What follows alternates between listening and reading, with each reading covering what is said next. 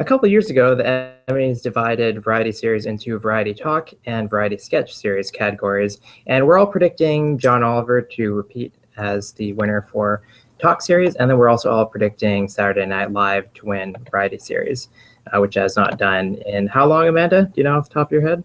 I don't know for SNL, but I do know for if John Oliver is going to lose, it's probably going to be to Samantha Bee. And back when the categories were combined, 20 years ago was when Tracy Ullman pulled off her shocking victory. And I just remember, because I was a little girl, her running up to the stage screaming, "I beat the boys, I beat the boys."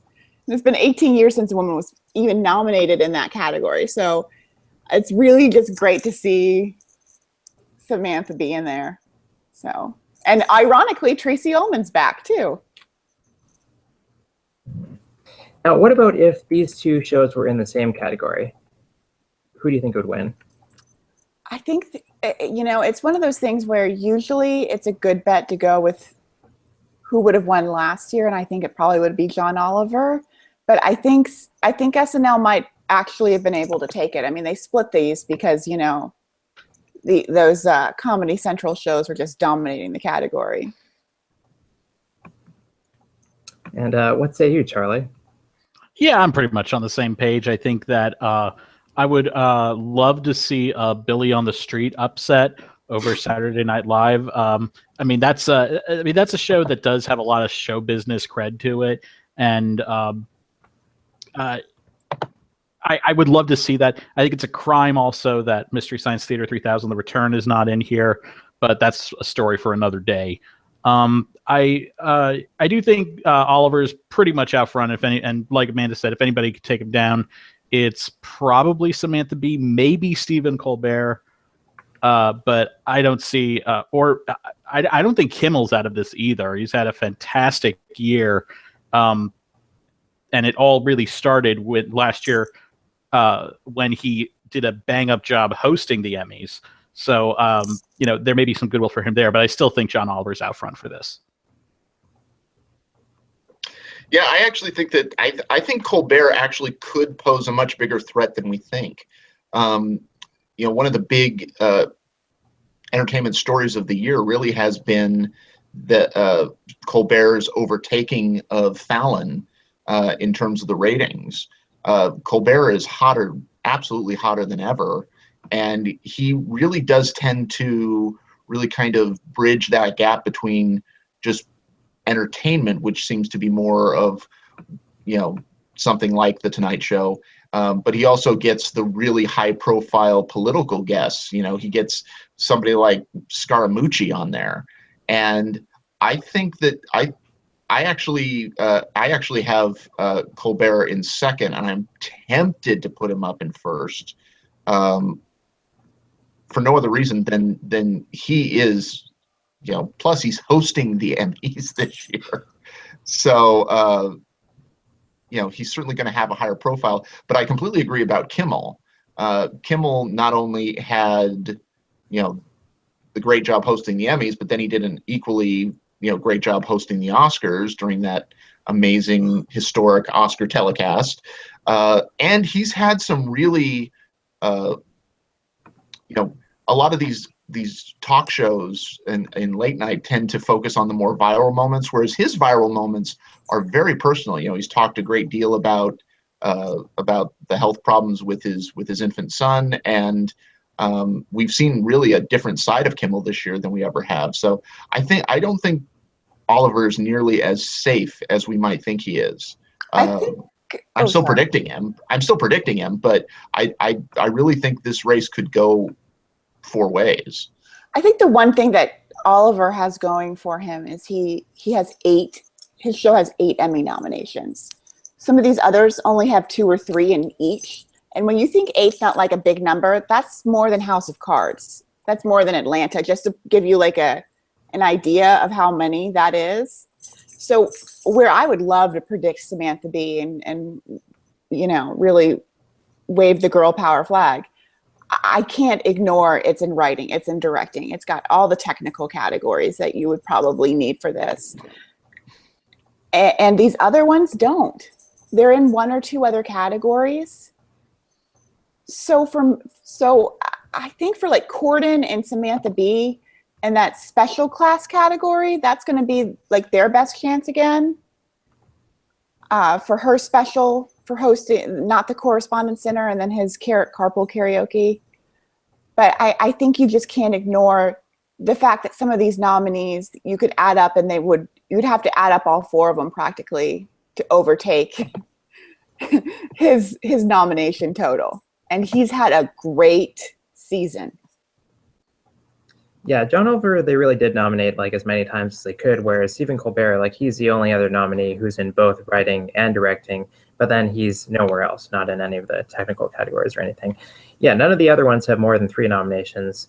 I think something that we should look at too is that back at the guilds with the Producers Guild Awards, where they have the combined category still, like John Oliver's managed to beat Saturday Night Live, which we all think is this juggernaut now.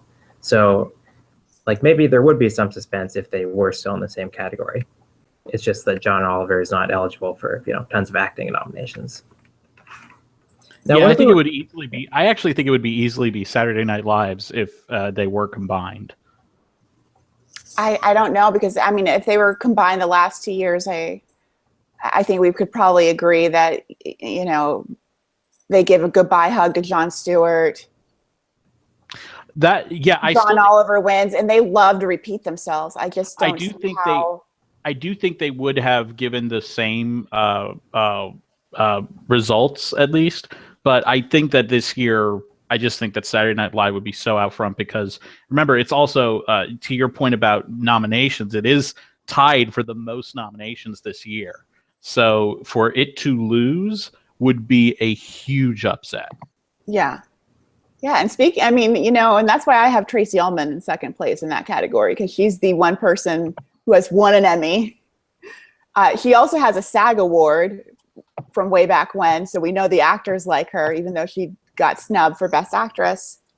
But she's pulled off upsets no one's expected, but this would be monumental. But they have preferred auteur kind of sketch shows. Key and Peele is those are two people's vision. Amy Schumer is her vision for what she wants. So, but I think SNL's got it. I mean, if they lose that, there's going to be like an audible gasp in the audience. Now, in the writing and directing categories, they actually are still competing against each other, and Gold Derby overwhelmingly favors SNL in the directing category, but is actually still predicting John Oliver in the writing category.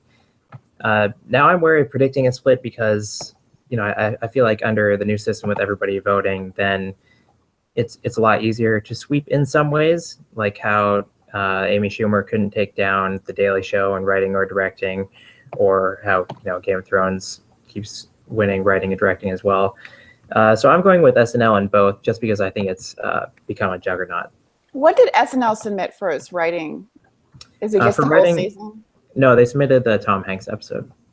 That's a good one. Oh yeah, that makes me think about putting them in there for writing, because that was, and when I saw since we just mentioned Tom Hanks, when I saw his name on the presenters list for the creative arts, it's making me think about putting him in first place for guest, because something tells me he's not showing up and going home empty-handed. Yeah, I don't know why the Emmys do it that way, where the directors have to submit the episode before a nomination and then the writers do it after. And there's 400 people are going to win an Emmy in this category. So, and I actually think you're pretty smart there, Riley, because I do think if there is a split, I'm convinced that SNL's winning directing, because it's just you don't have to think about it that hard to think of the monumental task that Don Roy King is given in having to direct these 90 minutes of live television. And he's won this category so many years. I don't know, though, about writing. It wouldn't surprise me if they're written. And the episode that you said they submitted for writing for SNL has one of the best sketches I've seen of the past 20 years, and that was the Black Jeopardy sketch with Kenan Thompson and I thought you were Leslie going to say Jones. David S. Pumpkins. I was. No. I mean, it's very funny, but that Black Jeopardy sketch was that was otherworldly. I still think John Oliver has a slight edge here, but the crew from SNL would not surprise me. Last time they won this one was, I think, 16 years ago. Maybe it was 15 years ago, but it was. Yeah, and the last time, I just found it. The last time, sorry to interrupt you. The last time that SNL won this category, or what it was once before, was 1993. So it's been 24 years. The writing category? No. I'm sorry. The best variety category. Gotcha. Sorry, I apologize about that. I didn't mean to. That's okay. Everyone, I just looked it up and was like, I found it. Yeah, and then something that kind of convinced me to switch over to SNL and writing is that, everybody take a drink, vote splitting, where the other four nominees are all late night talk shows. There's Samantha Bee and Stephen Colbert and Seth Meyers and John Oliver. So then if anybody has some sort of, I don't know, if you can't tell which one is which, then SNL is very clearly a different kind of nominee. Apple in a barrel of oranges kind of thing. Yeah. What do you think, Tony? Oh yeah, I've been predicting SNL to take both writing and directing from pretty much the beginning, simply because of the absolutely overwhelming nomination total that it got. I mean, it is a juggernaut, not just with all of its total nominations, but particularly the acting nominations that it got. It got so many unexpected acting nominations that I just think it's unbeatable. And voting ends, I believe, Monday. Am I right about that? Mm. I believe voting, if I remember correctly, I think Paul Sheehan had a thing that said that voting ended the 28th. And talk about peaking at the right time with the weekend updates airing, doing these primetime weekend updates. And the one last night brought back Alec Baldwin as Trump, and it's been everywhere today. So they are right smack dab in the public consciousness that I just think they're going to run the board with it. I think it's the conditions are just right for them to have a sweep. How many Emmys do you think SNL is going to take, just out of curiosity? I would have to look at the specifics, but I think for sure it's going to win. My dog didn't like your answer. I'm sorry. For sure it's winning. I mean, obviously it's almost a lock to win variety, and I think it's got a really good chance to win for Baldwin. It's got a really good chance that either Kate McKinnon or possibly Leslie Jones is going to win supporting actress. Who knows? Who knows what its total is going to be? And they've done well in categories like costumes and I think hairstyling and makeup. They've done very well in. So it wouldn't surprise me to see them push like 10 wins this season. The most they've ever won was back in 2014, and they won 5. So that 6 is the magic number they're trying to get to. I think they could. I think that's very easily able to be broken this year. Yeah, I think they're going to mini sweep this. I don't know about all the acting races, but they seem to be on lock. They're going to keep making fun of Trump and keep winning Emmys. That sounds like a great plan for them. All right, and we have one last category to discuss, which is Outstanding Reality Competition Program. And The Voice has won this the last 3 or 4 years. The other nominees are The Amazing Race, American Ninja Warrior, Project Runway, RuPaul's Drag Race, and Top Chef. And pretty much all of those we see year in, year out, just the same group every year. Except this year we have RuPaul in there, and it seems everybody is jumping on that train to predict RuPaul for the win. And are you all predicting that as well? I'm sticking with The Voice. Ooh, I am as well. I'm sticking with The Voice. RuPaul's Drag Race certainly has particularly with RuPaul's win last year, certainly increased in visibility.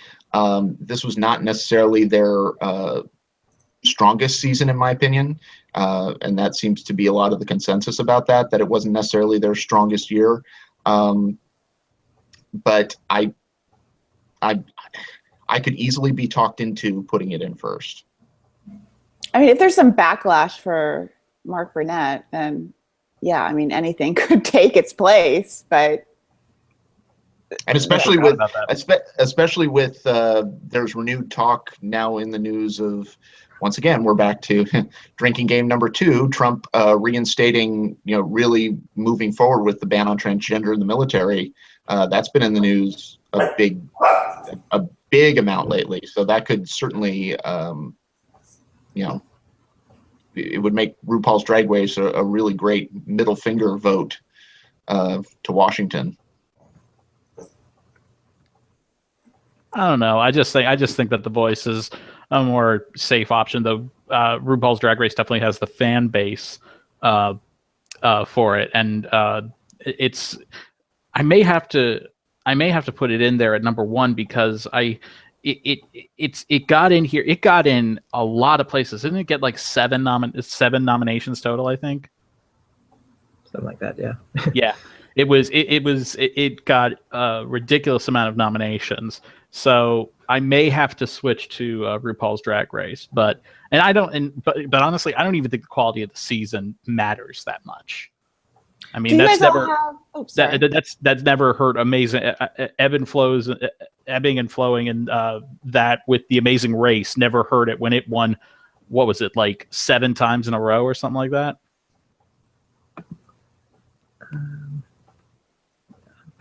So Riley, you haven't told us what you're predicting, Riley. Oh yeah, no, I'm going with RuPaul. Like, we haven't seen in this new system yet whether kind of a smaller show with a passionate fan base can win in a program category. Like, we certainly see it in acting categories. So this is kind of a test of that because, yeah, RuPaul, this is kind of its first year really at the Emmys. It was on for 8 seasons before this, and the Emmys didn't care. Like, the Critics' Choice Awards and the Television Critics Association awarded either RuPaul or the series like many, many years ago and have since moved on from it. But I think something that helps it this year is how it came on to Netflix, so now it's kind of the same Breaking Bad effect where it has much wider audience. So if you guys are all predicting RuPaul, are you predicting that he'll win host again? Because I'm kind of thinking about predicting Martha Stewart and Snoop Dogg. That would be the greatest thing ever if that happened. Oh, I hope we're on the Creative Arts Emmys that night. I just want, if they do win, I want Martha to hotbox a hit off of Snoop Dogg's Joint. That's what I want. Oh my God. That would be great television. What's that? No, we don't. Isn't that what we all want? Yes. I want to see Martha stoned out of her gourd. Pass. Martha, make a boy happy, please. And sorry, The Amazing Race won 10 times. In a row? Or, because I know there was like broken up by Top Chef once or something like that. Yeah, Top Chef got in there. Hey, maybe they'll retake it. And also The Voice got in there one time. So yeah, so I may have to put RuPaul in there. I don't know. I'm gonna have to think. I have to think about so many categories. I might as well just add that one to the list. Like, I don't like thinking. Oh, we picked the wrong year. I